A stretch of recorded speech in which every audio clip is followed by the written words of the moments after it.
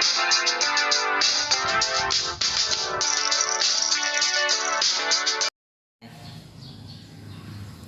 อื่นก็ขอเรียนที่ประชุมเนาะ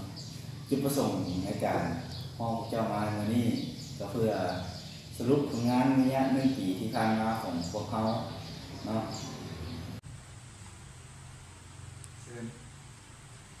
เรียนท่านประธานขน้อยคิดว่าในช่วงระยะ1 ปีนี้แม่นบริษัทของเฮาแม่นบ่มีผลกำไรเลยแม่นข้าพเจ้าไปเห็นเป็นสิ่งนั้นและท่านประธานข้าพเจ้าคิดว่าในระยะ1 ปีมานี้บริษัทของเฮาแม่นมีคู่แข่งหลาย จึงบ่มีผลกำไรเท่าในบริษัทที่บริษัทได้วางเป้าหมายไว้แล้วนอกจากปัญหาที่ได้กล่าวมาพวกเจ้าเห็นว่ายังมีปัญหาดีที่เป็นจุดบกพร่องในบริษัทของเขา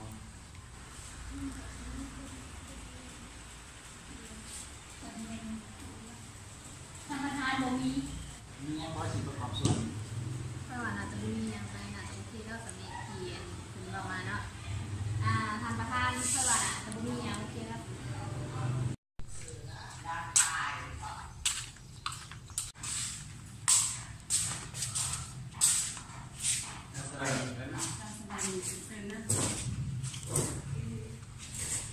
เจ้ามีอย่างบ่ในวันนี้ข้าพเจ้าจะมีจุดประสงค์จะมาสมัครงานกับบริษัทจะมีเอกสารบ่ในข้อมูลเอกสารเท่านี้เอกสารอันนี้เนาะข้าพเจ้าถือมาได้เก็บเนี่ยมาพร้อมแล้วเกิดเอามือลงดีในบ่อนี้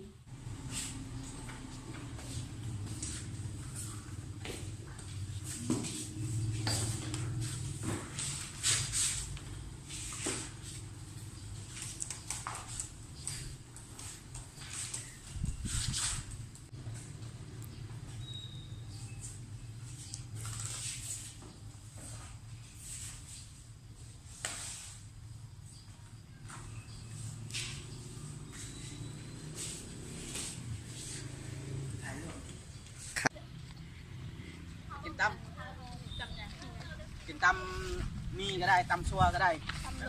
ตำรวมก็ได้ตำรวมไปเลี้ยง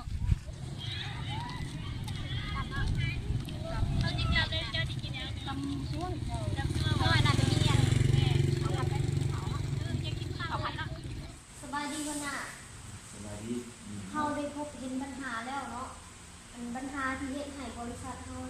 บ่ได้รับผลกำไรหรือว่าขาดทุนมันเป็นปัญหาที่ได้ลองมาดูส่วนรายเนาะส่วนรายแม่นผู้ที่ใช้บริการบริษัทเฮาแม่นเขาเจ้ามายืมเงินโดยบ่มีแนวมามัดจำอันสั้นมีอื่นเขาจะเปิดกับประชุมในบริษัทเขาให้แก้ไขปัญหาที่เดือนแล้วไปจะมอบให้เจ้าไปแจ้งทุกฝ่ายของบริษัทเขาว่าให้อื่นประชุมในเวลา8 โมงเช้าเลยนอกประเด็นกับขอให้ในที่ประชุมเนาะซึ่งจุดประสงค์ที่ฝ่ายได้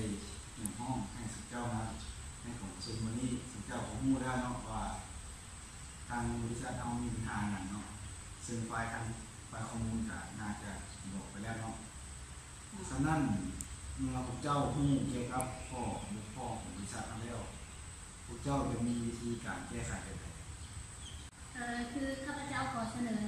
เอาอย่างเช่นคือข้าพเจ้าคิดว่าเราต้องได้ลงไปประชาสัมพันธ์ในแต่ละบ้านเนาะเพื่อให้ประชาชนรู้ถึงวิธีการหมุนใช้เงินแล้วมันจะเฮ็ดให้ประชาชนแต่ละบ้านนั้นแต่ละครอบครัวมีเงินเก็บแล้วสามารถมีเงินมาจ่ายค่าดอกเบี้ยหรือว่าทุนคืนที่มายืมตามกำหนดเวลาได้แล้วท่านได้มีอย่างไรเสนอบ่ตามข้าพเจ้าเองคิดว่าเนาะเราต้องให้ข้อมูลในการเงินเนาะในการใช้เงินในการส่งทีมงานเราลงไปเพื่อให้ข้าพเจ้าแนะนำราคามันคงจะเป็นไปได้ท่านประธานข้าพเจ้าขอเสนอเพิ่มเนาะข้าพเจ้าคิดว่าเนาะ เราจะมีการโฆษณาเป็นการแจกใบปลิวและมีกึ่งสมมติการนำใช้เงินถูกต้องทำกิจหรือการปล่อยกู้เงินกู้เนาะต้องเฮ็ดเงินไทยที่เข้มงวดกว่านี้เพื่อบ่ให้เกิดปัญหาและอีกอย่างหนึงการยืมเงินบ่ว่าจะยืมน้อยหรือหลายแม่นต้องมีแนวมาจำ อันเนาะหลังจากแต่ละทานที่เสนอมาข้าพเจ้าเองก็เห็นดี